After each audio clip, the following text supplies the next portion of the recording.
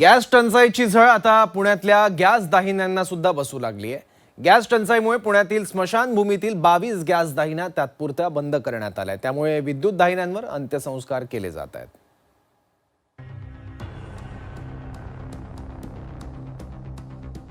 एलपीजीच्या कमतरतेमुळे गॅस दाहिन्या बंद। Iran Israel युद्धाचा परिणाम। इलेक्ट्रिक दाहिन्यांवर अंत्यसंस्कार। भारत सरकारच्या पेट्रोलियम आणि नैसर्गिक वायू मंत्रालयानं 5 मार्च 2026 रोजी महत्त्वाचा आदेश जारी केला। या आदेशानुसार देशभरात घरगुती एलपीजी पुरवठ्यासाठी प्रोपेन आणि ब्युटेन घटकांना प्राधान्य देण्याच्या सूचना देण्यात आल्या। या पार्श्वभूमीवर गॅसचा तुटवडा निर्माण झाल्यानं पुणे महापालिकेनं शहरातील गॅसवर चालणाऱ्या दाहिन्या काही काळासाठी बंद ठेवण्याचा निर्णय घेतलाय। हा निर्णय 5 मार्च पासून लागू करण्यात आला असून पुढील आदेशापर्यंत गॅस दाहिन्या बंद राहणार आहे। नागरिकांची गैरसोय होऊ नये म्हणून महापालिकेकडून पर्यायी व्यवस्था करण्यात आली आहे।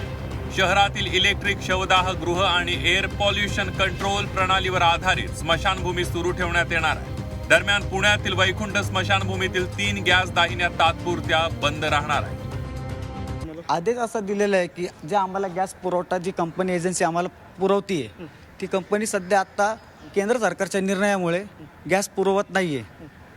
त्याचा परिणाम म्हणजे काय ॲक्च्युली मध्ये काय झालं की घरगुती गॅस कमी नको पडायला लोकांना, त्यामुळे त्यांनी हा निर्णय घेतला। पुढचा आदेश येईपर्यंत ह्या ज्या गॅस पुढचा आदेश येईपर्यंत आम्हाला महानगरपालिकेच्या नियमानुसार चालवावं लागणार आहे। मात्र नागरिकांच्या सोयीसाठी तिथल्या 5 इलेक्ट्रिक दाहिन्या सुरू ठेवण्यात येणार असल्याची माहिती महापालिकेच्या विद्युत विभागानं दिली आहे। या निर्णयाबाबत नागरिकांनी सहकार्य करावं असं आवाहन महापालिका प्रशासनानं केलं। दरम्यान देशातील इंधन पुरवठ्यावर केंद्राचं लक्ष असल्याचं मुख्यमंत्री देवेंद्र फडणवीस यांनी म्हटलंय। तुटवडा निर्माण होऊ दिला जाणार नाही अशी ग्वाहीही मुख्यमंत्र्यांनी दिली आहे।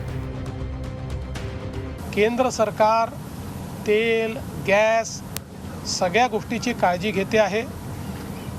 आंतरराष्ट्रीय परिस्थिती आपल्या सगळ्यांना माहिती आहे, तरीही कुठेही तुटवडा पडू नये म्हणून सर्व प्रकारच्या उपाययोजना चाललेल्या आहेत।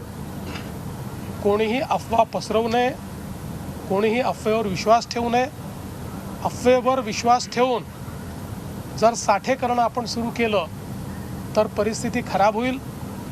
त्यातनं डिमांड आणि सप्लाय हे जे काही सूत्र आहे ते सूत्र कुठेतरी गडबडेल।